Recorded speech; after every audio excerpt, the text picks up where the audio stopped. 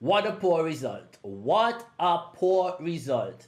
Even if it's the starting of the season, I'm just not feeling it. I don't understand why today we can start the game with such a high intensity and as the game goes on, fade throughout the game. And you hear all these things about the team getting fitter, the environment's getting better. But lads, come on, man. Like, how is it we start the game at such a high intensity, and because we don't finish one of those chances, the mentality kind of goes down. You make Fulham come back into the game. Too many things happen today that shows the fragility of the United players and their mentality. It's a big thing. You can see when the players didn't finish the first couple chances, they fade into the game. Okay, Bruno Fernandes missed the penalty. They get the equalizer. But then it's like they're thinking about the result. And if you're watching the game real closely, you can tell like the team start to sit back. Konya and Mbeumo starts to play more defense. People just like tracking back, filling in spaces and not following their man. They start playing one-on-one. There's a lot of things in the game today. Just watching it quickly based on what I saw that. And maybe I need to watch it again to see a few more things and give you a better review. But for right now, it's just upsetting to see what happened. Then now, you see Bruno Fernandes. Now, what is the referee really doing now? How is it the referee? First of all, why is the referee running around the player when he's trying to go to the left side of the goal? You know what I mean? Like, why is he moving from this side to play ring around Rosie around the fucking Bruno Fernandes and then goes left? Like, bro, what are you doing? Like, why are you trying to talk to the players? Like, they are professional players. Whether you tell them not to go in the arc or not, if they do it, you just blow it back anyway. So I don't understand why you need to run around the player to explain to the Bassi or one of the others, like, hey, don't talk to this guy, don't come in the box. It's stupid. And then now Bruno Fernandes, as I said, this team is in a place so poor mentally that him not even being able to pick up his run up is just like hurt him so much that he kicked the ball away. Bruno actually wanted to just pass the ball in the bottom left corner. You can tell he changed his mind with his second way he planted his foot and walk backwards. If y'all ever watch over the game, watch it again. He plants his foot and he takes 2 step backs the first time. The second time when he does it, he takes a big step back and then he takes his 2 steps. Check it out. So all that already makes Leno know, because goalkeepers pay attention to these things, that he's changing his run up, so he's definitely going to that other side. Hence is why Leno dove to that side. You know what I mean? Because it's the safest spot to go, because you're hitting it with more power and force. Your hips wrapping around the ball going into the corner. So as a right footer, if you're going to score a penalty, the safest spot to go is actually that side. You understand? Because it's closer, the reaction time for the goalkeeper, everything. It's easier for you to place the ball exactly where you want it, because you can wrap your hip around the ball. So that's just a little football IQ there for y'all. But then looking at it again, it's just upsetting to see how some of the players got about the game in terms of after the goal from Fulham. You still didn't feel like United was trying to get back into the game, go after the second goal. You saw a few glimpses of things from Mbeumo and Konya, but how do you have so much quality in a team, right? In terms of attacking players who can drive the ball, who can drag the ball, and you're slowing down the tempo of the game when you have more space to run into for these players. I just don't understand it. The football IQ of some of these players, like Bruno, like even the Litz, the Luke Shaws, like these guys are Diego Dallo. These guys are like, they're pros. They have over 200 games under their cap. Surely you can think, yo, we have all these players. Let's try to get the ball to their feet quicker. Let's try to link up play quicker. Here you have Diego Dallo turning back every time. I swear to God, yo, Ruben Amorim, I don't understand what is your obsession with Diego Dallo. I mean, I understand why, because he's Portuguese, but bro, stop fucking with us, please. This guy, one, was at fault for the goal. Because a lot of people will say, oh, Bruno Fernandes not watching this guy running in on this backside and whatever. But first, second of all, if you are the centre-back, Luke Shaw, Dilly, right, a ball's clipped in from the wings, right, you are supposed to go and attack the ball. You understand? Don't wait for anyone. Football 101. Ball coming in the box, it comes a contest 50-50. Go attack the ball. If you don't know the goalkeeper coming for the ball, you can't watch the ball. You go and just clear the ball. Fuck it. Clear the ball. Out! Clear the ball. Just clear the ball. It doesn't matter. You give away another corner. You kick the ball up in the air, something. But get your body to the ball. He watches it and then reacts when Smith Rowe then tries to get to it. But not even only that, but Diego Dallo takes a shit touch. Tries to do some... Yo, you can see his body already shaping up to fucking try turn his body around to play the ball forward. His little signature move. And Bruno Fernandes is right in front of him. I don't understand why he couldn't just lay off the pass for Bruno to just play the ball on the other side for Cunha and then we're in transition. He tries some dumb flick, loses the ball, then he doesn't pressure the man that has the ball, right? So he just allows him, Uibi, to then copy inside and clip the ball in the back post. Like, bro, wake up. What are you doing? What are you doing? Your face, how are you trying to turn? You don't know what's around you. You know there's pressure coming onto you and you have one of the best ball players with his face facing the opposition goal with space in front of him and you don't lay off the ball. That is where for me, it comes in where these guys aren't learning. They literally, you have to teach them everything. But this should be football IQ 101. Like, and that's nobody can tell me it's no split of a second. Because when I look up and I see the best ball players on my team and they have space, bro, you have to give them the ball. You are not Cristiano Ronaldo at right back, Dallo. You might train like him. You might have all the habits like him. But bruh, pass the ball, bro. You understand? Like, just do the simple things. And then now, Ruben Amorim again. Just, why are you not bringing on Kobbie Mainoo? If you can try Mason Mount, right, in this 8 next to Bruno Fernandes. So both of them playing at the 6 or the 8. However you look at it, however you deem it, whatever you think it is, you FIFA players, formation builders, whatever you want. I'm just saying, how is it you can trust Mount to play next to Bruno? And yes, Mount works harder. But Kobbie Mainoo is a natural midfielder.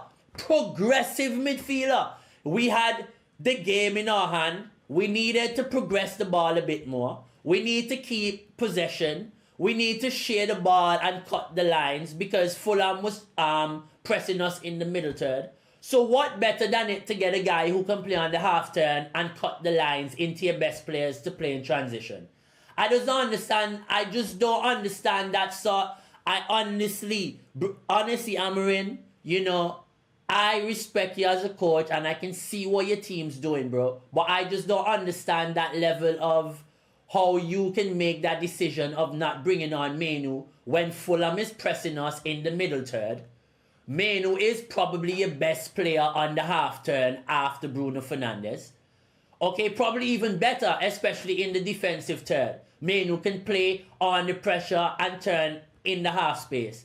You have space in behind to progress the ball and you need to get your best 2 players on the pitch. If you're keeping Mbeumo and Cunha still on the pitch, means that you're trying to go after the game, means that you're trying to get the ball and progress it and stretch the team. So why are you not bringing on the guy that can play on the half turn and cut the lines? You bring on a guy to break up play and we didn't really need anyone to be breaking up play. Because Fulham was avoiding playing in the middle of the pitch and playing around United to get crosses in the box. How many times did we see Lukic on the right wing making crosses? Didn't he not win fouls on the right side? On the left side, it's the same thing. Uwebi started to cut in, allow Robinson to overlap. Smith Rowe's coming across. They avoided the middle of the pitch. That's why Bruno, that's why Ugarte was lost, because they didn't really have people to mark. Their players were wider and they couldn't go that wide. So I just don't understand the mentality and how you didn't bring on Mainoo to, if not, we could have slowed down the pace of the game. We could have kept the ball. We could have starved them out. I just don't understand that decision by Ruben Amorim. And then now also he brings on Maguire and Haven. And I get it. We're playing Grimsby Town. So he needs to give the guys rotation. It's still early in the season. I understand so many things, Amorim. But you're under pressure, bro. You're under pressure. You don't have the... You're telling people you are under pressure. You're telling people you need to win games. Yet you're making decisions. I don't understand. And then we look at the Benjamin Sesko situation. Now, why is Sesko not starting? I get why. I understand why. But, you know, you have the fans out there that don't really understand the reason why. This guy's probably going to be the striker for the next 5 years. They're hoping. So for them to just slot him in now, put him under pressure, right? When you can have Premier League proven players in Mount, Cunha and Mbeumo, find a groove. Mason Mount benefit from finding a bit of momentum. Now you can even move him from playing left wing and trust him to play in the midfield. This is progressively building his confidence. This is progressively building him as a player. This is progressively getting him intrigued and intertwined in different spaces. Because here what? You might just be... If Bruno Fernandes' performances drop, we can give Matthias de Ligt the captain ban and play a Mainoo with a... say a Casemiro or Mainoo, and even try Mainoo on a Mount with a fit Mount. You understand? And I'm not saying that is something you should do. I'm just saying there are possibilities against teams. Sometimes you never know. Fitness, injuries, things. So you have to keep players fit, and you have to keep your best performing players fit and catching momentum. And Mason Mount is in good momentum. You know, I'm happy to see Mason Mount and playing the way he's playing. You know, he hasn't played games for such a period of time, and now he's actually showing how good of a player he is. You know, he's really starting to link up play, starting to man, I'm actually enjoying watching Mason Mount. You know, I've watched him for Chelsea a lot, but you know, watching him now for United and seeing how he's progressively just started to build back himself, you can start to actually appreciate how good of a player he is, you know. And then when you look at Lenny Yoro as well, his performance today, when I saw Lenny Yoro and how he, first of all, had like a 5 to 5 minutes of just wonder. You know, first of all, he tracked back that runner when he made that tackle against King, right? Brilliant tackle. Then he drove the ball forward progressively and then helped the team get up the field.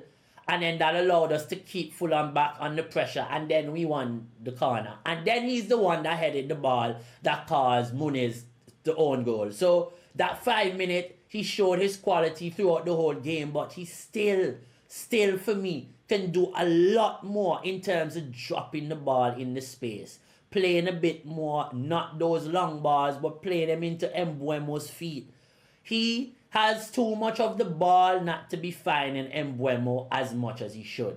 For me, he has to do more. He has to do more with the ball on his feet. Going back to the goalkeeper, getting the ball, bouncing it off to the centre backs, getting it back, then playing a long ball isn't going to do enough when you're on the ball as much.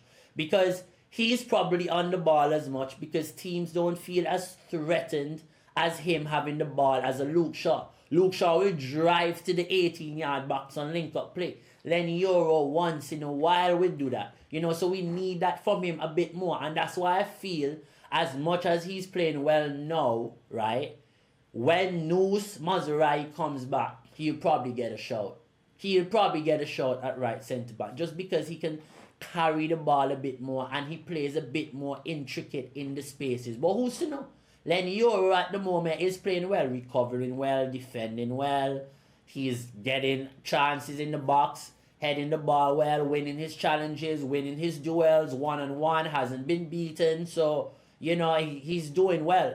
Now, Benjamin Sesko still needs a little bit of time, still needs a lot of time to just understand the league a bit more. He had some moments in the game where he slowed down the play. Even that one moment when he had 3 people on him, he shield off the guys. Then he push off one, he roll the ball and just flick it for Bruno. These small things, you know. Those things are him gradually building up. And after the 4th to 5th game of the Premier League, then I'll start to make certain judgments really on what's going on and how I feel about Amorim and the team and how he's doing. Because at the moment, still is kind of in the pre-season stage where teams still finding out each other. Let's not forget that Erik ten Hag lost his first 4 games and they thought it was a crisis. And then he came 3rd in the Premier League.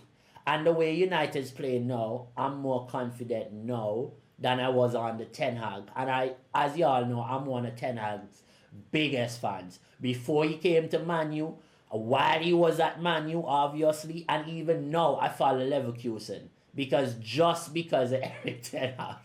Right? Because I'm a fan. Yeah, I'm a really big fan of Erik ten Hag. I love managers that can take young players and make them into gems. And he showed he can do that consistently. Like, people talk mad about Garnacho, but Garnacho is a baller. Thank you, Ten Hag. People talk about Kobbie Mainoo. Baller. Thank you, Ten Hag. You know what I mean? So, and that is 2 years, 2 players. Ten Hag was there for 2.5 years, technically. He gave United 2 gems. So, you know, just those small things I respect Ten Hag for.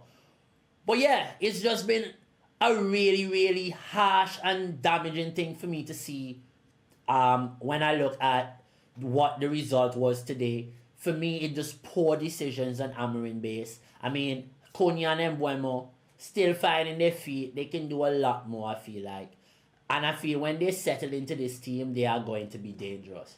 You know, I'm going to watch over the game again so I can break down and bring you a review. Probably have a guest on the review. Try to get a guest on the review. No promises, but I promise, if not, we'll definitely have someone on for the big game theory coming out in a few days. But yes, this has been just a brief, not a review, but just quick reaction to what happened to the game today. Don't forget to like, share, and subscribe to the page, people. Keep hitting the bell for notifications as usual, so I can consistently bring you great content going forward. Have a good time. It's 5 a.m. in the morning. Ciao.